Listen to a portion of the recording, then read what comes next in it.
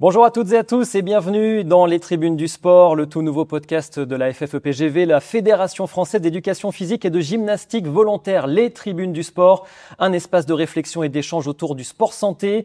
À chaque épisode, nous invitons un expert à débattre des enjeux du sport santé, des pratiques innovantes et des bénéfices du sport pour le bien-être et la société. Notre invité aujourd'hui a été l'homme qui a incarné et soutenu la grande cause nationale 2024 en France, promouvoir l'activité physique et sportive. Bonjour Vincent Roger. Bonjour. Bienvenue dans le podcast Les Tribunes du Sport. Première question, comme de coutume, est-ce que vous faites vous-même du sport ? Je cours au moins 2 fois par semaine et je fais un peu de salle. J'essaye d'avoir 3 séquences par semaine et j'ai une date repère, c'est le semi-marathon de Paris que je fais tous les ans, donc je m'entraîne un peu en amont et je cours au moins je cours toutes les semaines depuis 15 ans. Important d'avoir cet objectif toujours en tête pour se motiver aussi ? Exactement, oui. Et pour faire des séances de préparation, etc. Donc la période janvier, février, début mars, c'est tous les ans une période assez intense où je fais plusieurs sorties pour me préparer au semi-marathon. Et le rêve, mais je ne suis pas sûr de l'atteindre, c'est de faire un marathon un jour. Je me fixe l'objectif d'en faire un avant 60 ans. Quel bénéfice vous tirez de la pratique du sport ? Déjà, on se sent bien, quoi. C'est tout simple. Ce qu'on dit, notamment sur, ça rejoindra peut-être une de vos questions sur la grande cause 25, sur la santé mentale, c'est que faire du sport, ça crée des hormones positives, comme la dopamine. Et donc, après une heure de course ou une heure de salle, vous êtes en pleine forme, vous vous sentez dynamique, vous êtes positif. Si la veille, vous étiez de mauvaise humeur, vous devenez de bonne humeur. Donc voilà, c'est très important pour chacun d'entre nous. Vincent Roger, quel bilan vous faites de cette grande cause 2024, l'année des Jeux Olympiques et Paralympiques ? Il fallait donc, vous avez encouragé les Français à bouger au moins 30 minutes par jour. Oui, alors avec le soutien total, vous aviez la gentillesse de dire que je l'ai incarné, mais c'est surtout Amélie Oudéa-Castéra qui a mis en place ce dispositif. C'est le président de la République qui a décidé que ce serait une grande cause nationale en 2024. C'est la première fois dans l'histoire du dispositif grande cause nationale qui existe depuis 1977 que cette grande cause est consacrée au sport et à l'activité physique et sportive dans son ensemble. Et sous l'autorité d'Amélie, on a essayé de créer une dynamique autour de 2 raisons. La première raison, c'est que il faut mieux faire connaître les bienfaits du sport à nos concitoyens. Certains les ignorent. Le sport, c'est bon pour l'estime de soi, pour la confiance en soi. C'est bon pour créer du lien social dans un pays où beaucoup de gens souffrent de solitude, notamment les seniors. C'est fondamental pour la structuration, le développement de l'enfant en termes de développement osseux, cérébral et musculaire. Et on y reviendra sans doute, c'est très important en termes de santé publique parce que le sport en prévention primaire notamment est le meilleur des médicaments. La deuxième raison, c'est qu'il y a urgence à lutter contre la sédentarité. 80% de nos adolescents sont en dessous des seuils recommandés par l'OMS, l'Organisation mondiale de la santé, c'est-à-dire au moins 1 heure par jour d'activité physique et sportive. Vous avez 50% des 6-17 ans qui font plus de 4h30 d'écran par jour et moins de 20 minutes d'activité physique et sportive. Nos adolescents en 40 ans ont perdu 25% de leur capital cardio-respiratoire. Et aujourd'hui, un collégien fait 1 minute de plus aux 800 mètres qu'il y a 40 ans. Donc voilà, il est urgent d'agir. C'est le professeur Carré, cardiologue universitaire de Rennes, qui dit souvent on est face à un tsunami sociétal parce que la crise du Covid, la révolution digitale a totalement transformé notre mode de vie.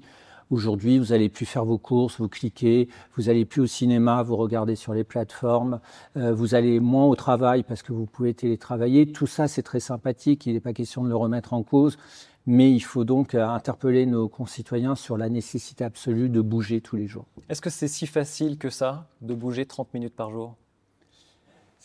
Alors, il y a une question de volonté et surtout une question de prise de conscience. Il y a des personnes qui n'en font pas pour 2 raisons. Pour plusieurs raisons. Soit ils n'y pensent pas, c'est pas dans leur culture, c'est pas dans l'éducation qu'ils ont reçue de leurs parents. Si vous commencez à faire du sport à 5 ans, vous avez plus de chances de continuer à en faire à 40. C'est comme les échecs. Vous commencez les échecs à 5-10 ans, à 30-40 ans, vous continuez à jouer aux échecs. Et après, il y a des gens qui sont dans une situation physique pas confortable, avec des difficultés, je pense notamment aux seniors, bien évidemment aux personnes en situation de handicap, qui se disent c'est pas pour moi. Non, c'est pour tout le monde, parce qu'il y a l'activité physique adaptée, parce qu'il y a des programmes organisés soit par des associations, des fédérations, des collectivités locales qui vous invitent à faire, je sais pas, des marches. Tout le monde peut bouger. Vraiment, à part le paraplégique total, bien sûr, mais tout le monde sinon peut plus ou moins bouger et faire du sport. Donc ça a été un peu notre travail pendant toute l'année 2024 dans la dynamique des Jeux, c'est de cibler les publics les plus éloignés de la pratique sportive, que sont 1, les femmes, 2, les seniors, 3, les personnes en situation de handicap et 4, les étudiants. Les étudiants, ça peut surprendre ceux qui nous écoutent, mais malheureusement en France, 40% des étudiants ne font pas d'activité physique et sportive. Je considère que c'est un drame français au regard de l'importance qu'a le sport pour le parcours étudiant, pour la confiance en soi, pour le taux de concentration.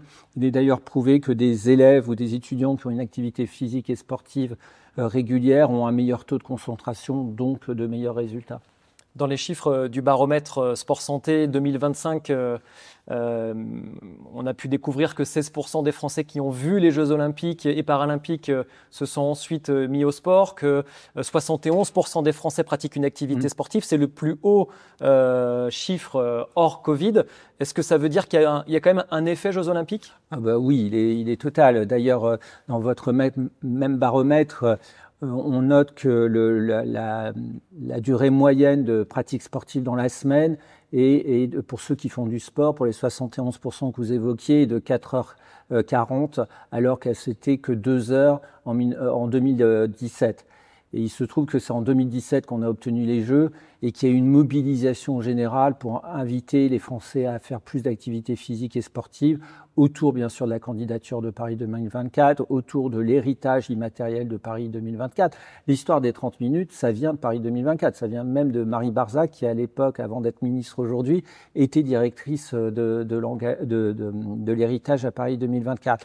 À cela s'ajoutent des décisions de politique publique volontaristes avec, par exemple, les 2 plans Macron pour les infrastructures de proximité, dont le dernier voulait développer des infrastructures de proximité, notamment avec des lieux pédagogiques. Entre 2017 et 2025, on aura mis sur le territoire plus de 10 000 infrastructures de proximité en lien avec le mouvement sportif. Et donc, il y a eu une vraie prise de conscience. Vous ajoutez à cela la mobilisation du mouvement sportif, des collectivités locales qui se sont très mobilisées autour des Jeux, parce que soit elles accueillaient des épreuves, soit parce qu'elles étaient labellisées Terre de Jeux, qui est un label qui était attribué par le COJO. Vous avez de mémoire, je crois, que 80% des villes de plus de 20 000 habitants, ou 90% des villes de plus de 20 000 habitants étaient labellisées Terre de Jeux. Donc il y a eu une dynamique dans tout le pays. Comment faire pour aller plus loin, pour que la France devienne véritablement un pays de sport ? Moi, je pense que la mère des batailles, c'est l'école. On ne peut pas imaginer une nation sportive si le sport n'est pas pris en compte dans le socle éducatif. Je dis souvent qu'il faut valoriser aussi le prof de PS, parce que le prof de PS, c'est celui qui voit le gamin en 3D, donc il a un rôle à jouer dans la salle des profs, en conseil de classe. Il faut lui donner une impulsion nécessaire. Et après, il y a plusieurs choses à faire. Il y a notamment adapter les équipements de proximité, les équipements sportifs, les gymnases, à accueillir des publics un peu en difficulté, soit parce qu'ils sont en situation de handicap, soit parce qu'ils ont besoin d'être sécurisés. Je pense notamment à la pratique féminine. Il y a par exemple la nécessité d'aménager les vestiaires, d'aménager les sanitaires, de prendre plus en compte les besoins des femmes pour aller faire du sport. Donc il y a un travail qui a commencé sur tout ça. Il y a aussi de continuer le combat qu'on a commencé en 2024 sur les publics qui sont les plus éloignés de la pratique sportive. Et puis il y a une révolution culturelle. C'est pour ça qu'il faut vraiment avoir à l'esprit que la fin de nos Jeux réussis ne sont pas la fin de l'histoire. Moi, je suis contre cette logique de parenthèse enchantée. Si les Jeux n'ont été qu'une parenthèse enchantée, pardon, mais on est vraiment en deçà du projet de Paris 2024, de cette volonté d'héritage.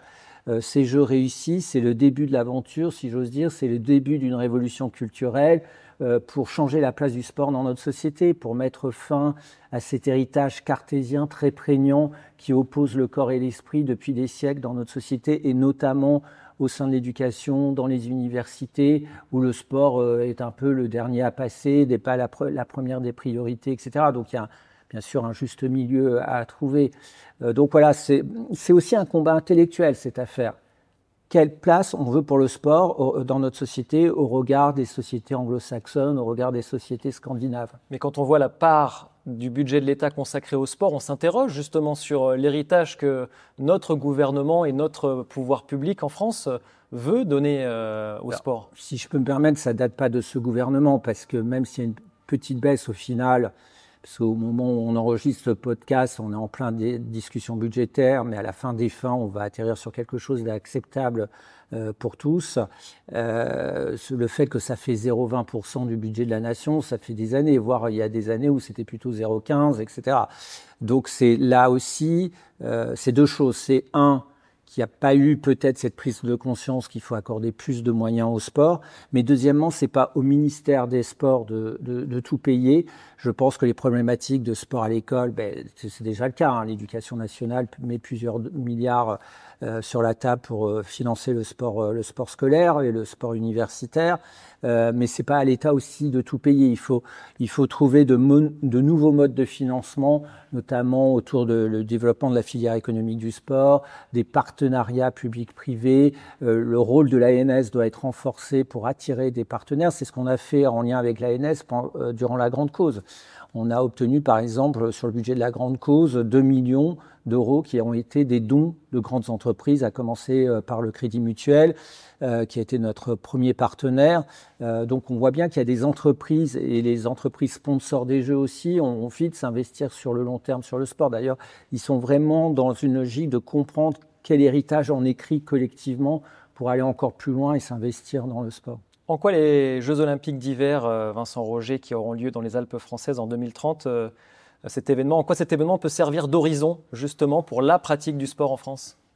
Déjà, il va servir le fait qu'on entretient l'esprit de 2024, que l'héritage immatériel des Jeux, ce qui a été fait en 2024, peut servir 2030, même si c'est pas totalement le même projet, que c'est d'autres sports, que la géolocalisation est différente, que il y avait une compacité pour Paris 2024 qu'il n'y aura pas pour Alpes 2030 pour les raisons évidentes, des raisons géographiques évidentes. C'est à cheval sur 2 grandes régions françaises avec une grande mobilisation locale, mais ça va permettre, en gros, pour résumer, ça va entretenir la flamme olympique dans le pays. Il faut le souhaiter en tout cas. Mais on va tout faire pour. Merci beaucoup Vincent Roger. Merci. Merci d'être venu dans les tribunes du sport et on se retrouve très bientôt pour un nouvel épisode. Merci, au revoir.